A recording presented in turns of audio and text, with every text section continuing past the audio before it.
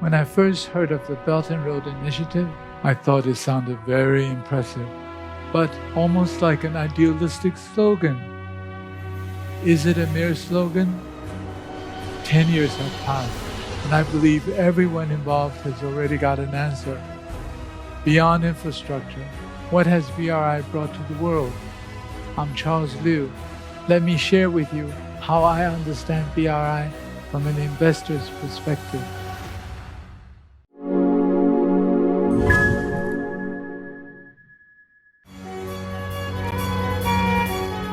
Hello and welcome to China Talk. My name is Charles Liu, born in Taipei, educated in the US. I've been working in the investment sector in China for the last 30 years, which is a long time. It was 10 years ago when the Chinese government announced launching of the major program called the Belt and Road Initiative. When I first heard of the proposal, I thought it sounded very impressive, but at the same time, it sounded almost like an idealistic slogan. There is no doubt that many of those who heard about the plan wondered whether or not this was feasible. What happened in fact, however, was the overwhelming enthusiasm of many countries to join the initiative.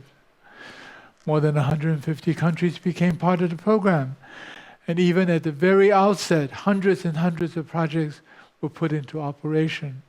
It is obvious, judging by the response of all those who have joined, that the initiative fitted well with the developmental needs and objectives of the countries involved. Now, a decade later, it's time to assess whether or not there are new needs to be addressed for the participating countries. To start with, Phase 1 of BRI, which I call BRI 1.0, was based on infrastructure building and trade facilitation. At this point, I like to recall an expression used at the beginning of China's opening up and reform in the late 1970s.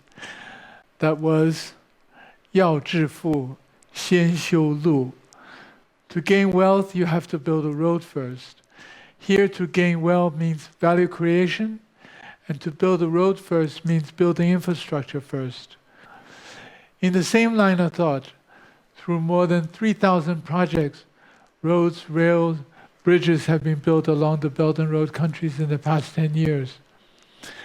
As part of the program, there were numerous firsts. For example, the first railway tunnel in the history of Uzbekistan, the first ocean-spanning bridge in the Maldives, the first high-speed highway in Jamaica and Uganda, the first modern railway in Kenya that connects Nairobi and Mombasa.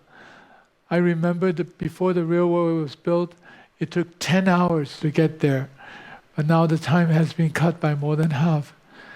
None of these were easy undertakings. So now on to version 2.0 of BRI. This is something that Prime Minister had referred to as well.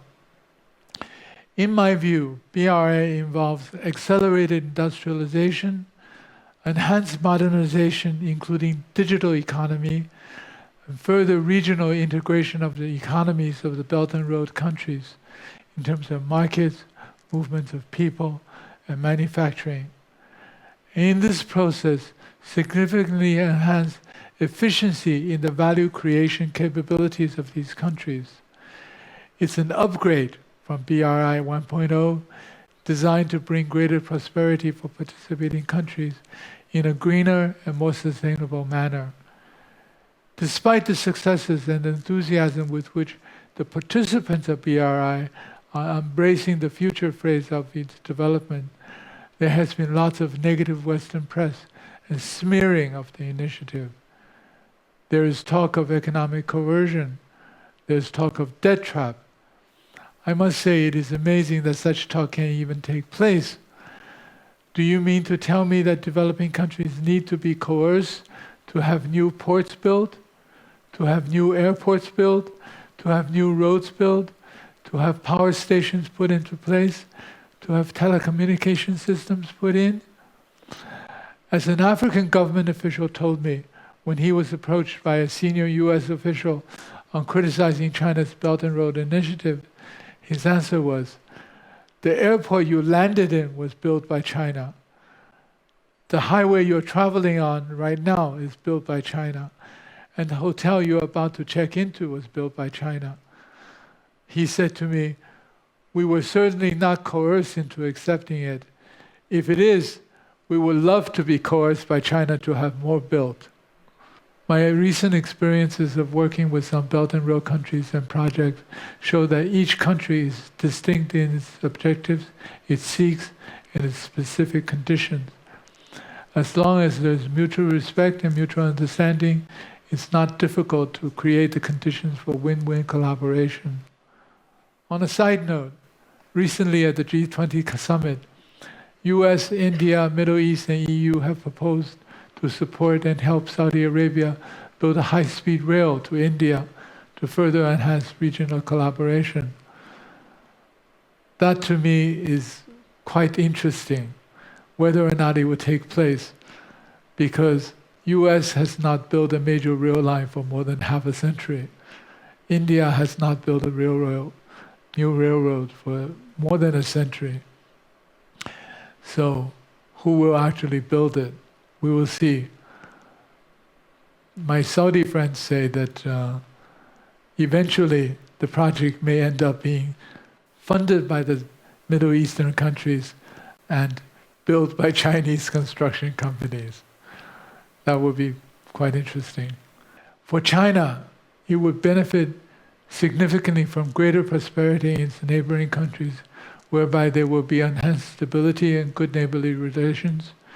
Given the massive projects that have already been undertaken in China successfully, the Chinese construction companies have the expertise and experience to succeed in building infrastructure.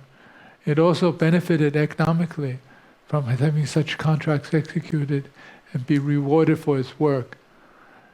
Given the sheer size and scale of projects in China and what China has done in developing countries, the economies of scale really kicks in and allow projects to be executed with the highest efficiency and the lowest cost, which of course benefits both sides. This has been done and indeed continues today after the first decade of the initiative. Is the Build and Road Initiative yet another slogan? I think by now, you, me, and everyone involved have already got an answer. It's been fantastic. Thank you.